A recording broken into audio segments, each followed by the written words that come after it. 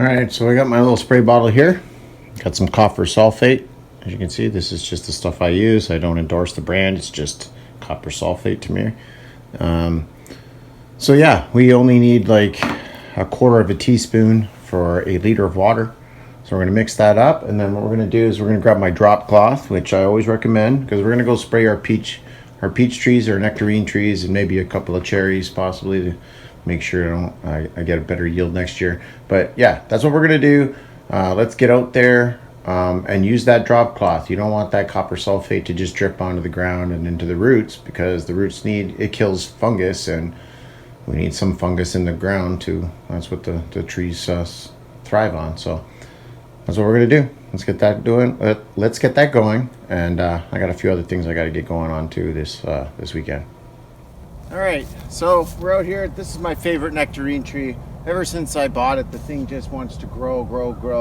So we're gonna definitely take care of this babe. And I don't even know if I'm gonna prune it. Just some very light pruning, maybe here and there, maybe that one there, just to open it up a little bit. But that's about it. So I got my copper spray. Remember, it's only like a quarter teaspoon per liter. What you don't want to do is don't breathe this stuff in and don't eat it. It's not good. So definitely spray away from the wind, let the wind take it away from you. And don't forget to use your drop sheet. So I do have a drop sheet down here. This is what I use so that I don't spray copper into the roots and stuff. Like I said, there's natural funguses that grow in the ground that promote growth. So I don't want to do that now. Basically, when you get the peach leaf curl, it's the fungus that goes right inside the buds or something, and it sits and it waits till spring to start activating or whatever. So you just do a light spray. You don't have to do lots. You should do this twice a year. So you do it once now. I would have done it sooner if it wasn't such warm weather. It would have been a lot colder. The leaves would have came off quicker, and then I would have picked a good day. And then, like, today's not bad. Tomorrow's going to rain, so I'm trying to get what I can get done outside right done now, because I got a few other things I have to do. So yeah, it's just a light spray on that, just like that. Just a light little mist. Nothing major. Like you said, you're going to do this twice, so probably get more next time if you miss it. But if you see a nice cluster of buds, you might want to definitely hit that. And it's just, spray away from you. You can see the wind's kind of going that way. It's taking the mist. You get the trunk. If you see any open sores or anything like that, it doesn't hurt to spray those. Make sure that nothing's going to grow in there, right? So yeah, that's it. That's basically it. You just spray that. Real simple. Real light. Soaking. You don't have to soak it. You just got to mist it a little bit, and it's a good day for it, so it's not going to drip too much. It's going to dry off, which is what I want. And then you'll see the results in the spring when all this stuff starts to grow, and I have very little peach leaf grow. Now I've done this for the last 2 years in a row, and I haven't had any real problems with the peach leaf anymore. And I only did it once last year because I did wait too long, and then it got too cold, and I wasn't able to put that layer on. So that's how you take care of peach leaf curl. I can tell you get a lot of glare there, but you can't tell. It says 15 degrees. So it's 15 degrees inside my greenhouse right now. It's 3 degrees outside, so that's not bad. Extra 12 degrees. If I could do that when it's 0 or even minus, I'd be doing all right now. And I got openings, right? My vents are open, my door's open, so it hasn't even had a chance to really kind of collect the heat, really. So what I'm going to do is I'm going to grab a shovel. I want to grab some of the biochar and get it into the composter. So that's what I'm going to do. I bought a couple of bags of Pro Mix mycorrhizal dirt soil. I'm probably going to use some of this. This is like a clayish mix of all this stuff that I use to level out the greenhouse. And I can see it's wet over there, so I'm collecting water in there. I hope that doesn't keep up. Anyways, so we're gonna get those bags in here because I want to work on that. And then in this corner over here, we're gonna start up a couple of cranberry boxes, and then I'm gonna put like one closest to the wall here, like one up here, and then I'll put a tree in the middle. Or yeah, I want to grow something like in the middle on this side. So we'll see what kind of dwarf tree we can find there. Probably a lemon we'll see how it goes. But let's get down there, get down to the compost and do that.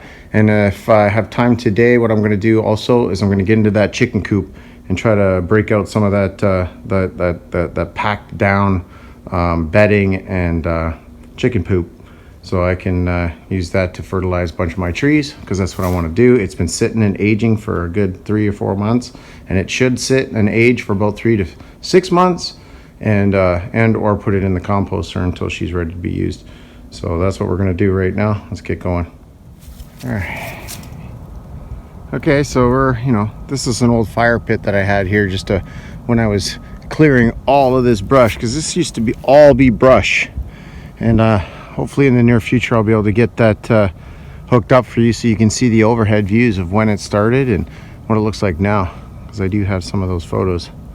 So yeah, this is just stuff that's been sitting here in a little charcoal, biochar. So we're gonna scoop a bunch of it up, maybe even a layer off the top, and we're gonna throw it in the composter. So that's what I wanted you to see. It's just a mix of charcoal and a little bit of dirt, twigs.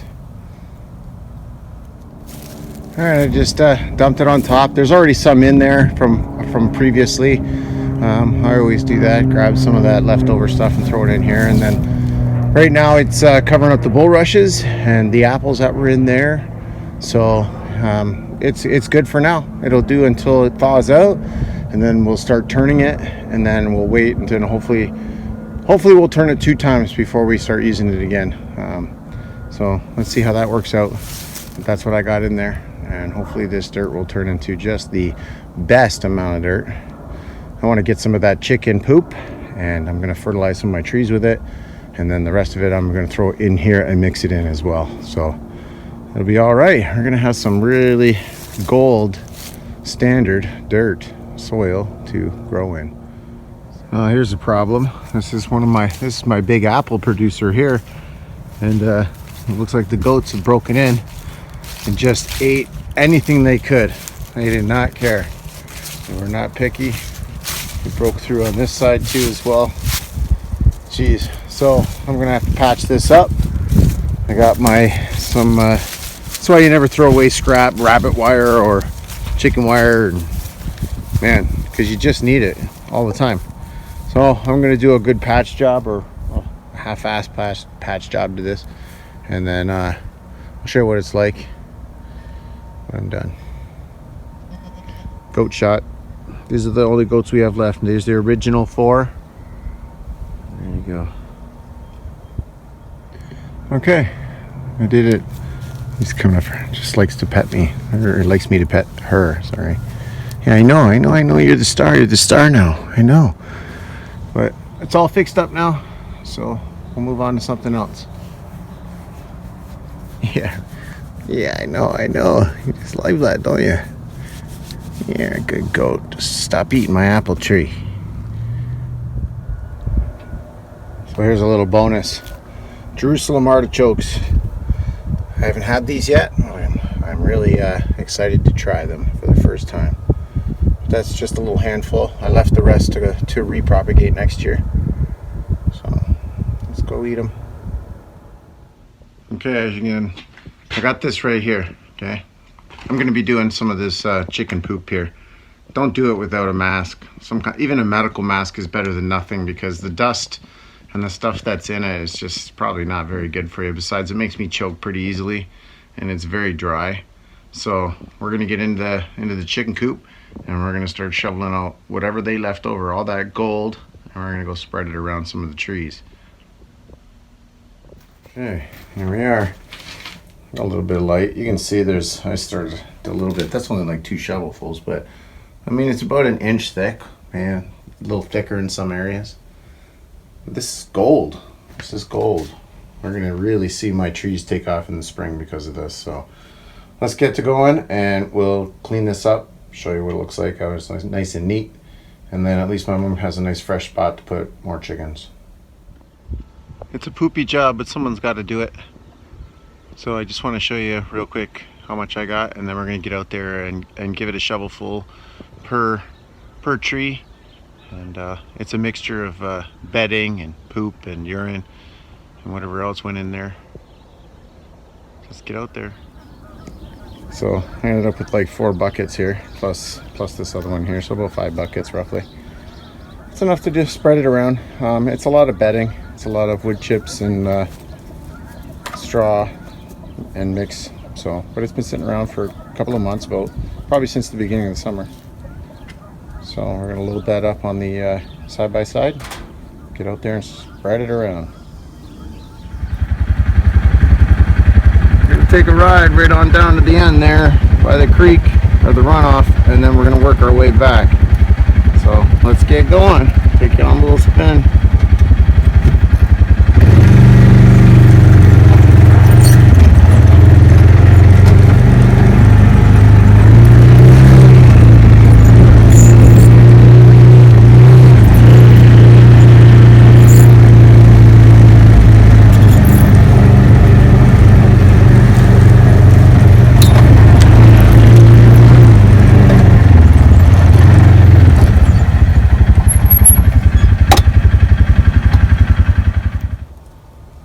Alright, so yeah, I just got my bucket here and I got my trusty little shovel. So I got a smaller spade shovel, one of these, and a regular good digging shovel.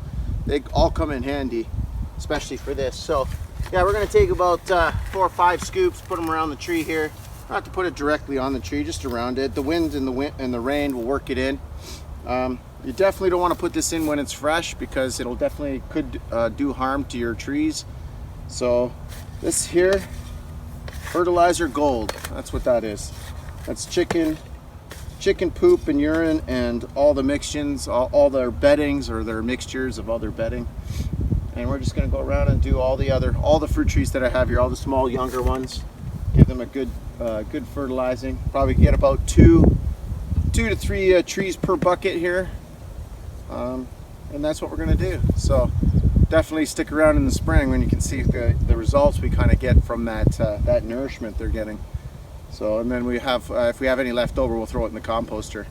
But if you like this video, hit that thumbs up down there. Don't forget to smash the subscribe and tell all your friends. And come along with me each week while I go on this journey to build this enlarged food forest. It should give enough food to feed myself and my family and my friends, and then some. So you keep coming along with me and we'll keep making new videos. See you next week. Have a great one.